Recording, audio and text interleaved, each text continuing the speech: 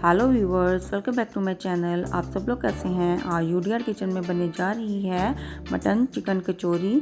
Mutton chicken कचौरी बनाने के लिए सबसे पहले मैं डो तैयार करती हूँ। एक बर्तन में मैंने 2 कटोरी मैदा डाला है और 2 टेबलस्पून मैंने घी डाला है।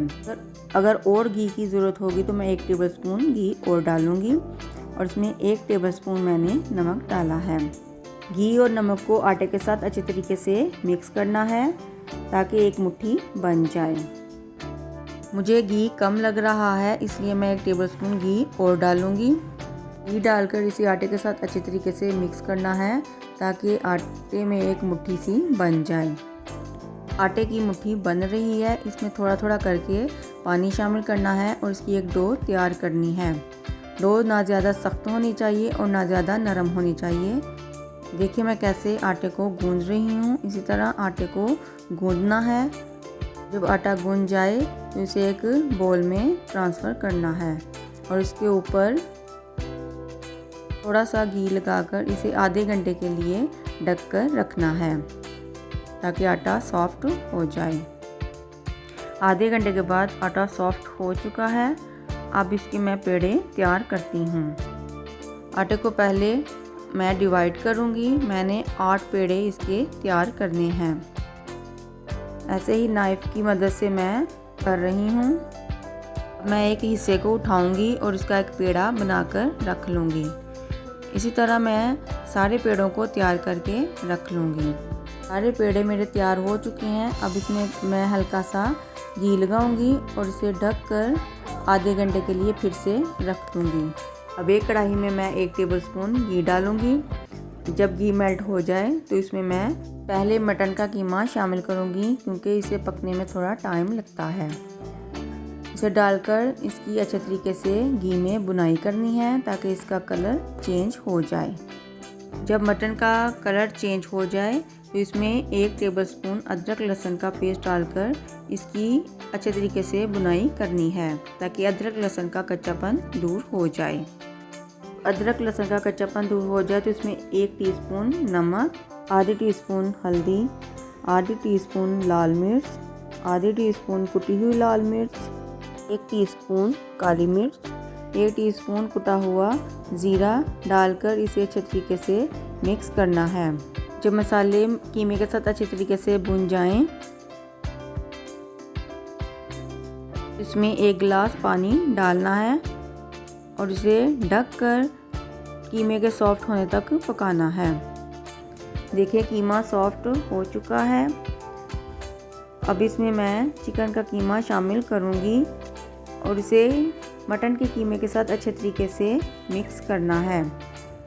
जब ये अच्छे तरीके से दोनों कीमे मिक्स हो जाएं तो इसमें फिर से थोड़ा सा पानी शामिल करना है ताकि चिकन का कीमा भी पक जाए। ढक कर 15 मिनट के लिए फिर से पकाना है। 15 मिनट बाद कीमा पक चुका है। अब इसमें एक छोटी कटी हुई प्याज डालनी है, उसे मिक्स करना है ताकि प्याज का भी कच्चापन दूर हो जाए। अब इसमें 3 कटी हुई बारीक हरी मिर्चें और 1 टेबलस्पून धनिया पाउडर डालकर इसे अच्छे तरीके से मिक्स करना है ताकि सारा पानी ड्राई हो जाए। अब मैंने आंच को तेज़ कर दिया है ताकि सारा पानी खुश्क हो जाए। जब पानी खुश्क हो जाए तो इसमें हरा धनिया डालकर इसे मिक्स करना है और नीचे से आंच को बंद कर देना है। देखिए स्टफिंग हमारी तैयार हो चुकी है। अब एक कटोरी में मैंने 2 टेबलस्पून घी डाला है और इसमें मैंने 2 टेबलस्पून ही मैदा डालना है और इसे अच्छे तरीके से मिक्स करना है। जब ये मिक्स हो जाए तो इसमें 2 पिंच मीठा सोडा डालकर इसे फिर से अच्छे तरीके से मिक्स करना है।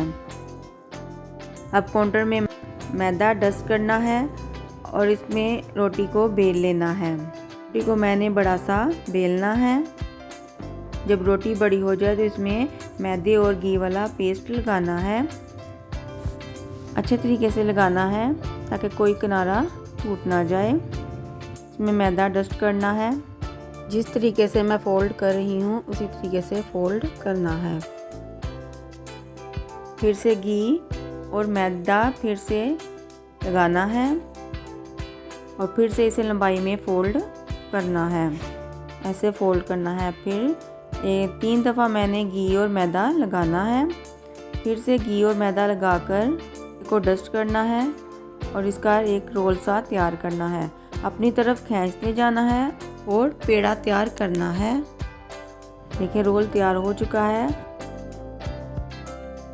अब मैं इसे बीच में से काट कर इसके 2 पेड़े तैयार करूंगी। दोनों पेड़ों में कितनी लेयर्स बनी हैं, इस तरह मैं सारे पेड़ों को तैयार करके रख लूँगी। सारे पेड़े मेरे तैयार हो चुके हैं। अब एक पेड़ा मैं उठाऊंगी और लेयर्स वाला हिस्सा मैं नीचे रखूंगी और ऊपर से प्रेस करना है। साइडों से इसे प्रेस करना है और हल्के हाथों से बेलने से इसे बेलना है। इसकी साइडों में पानी लगाना है।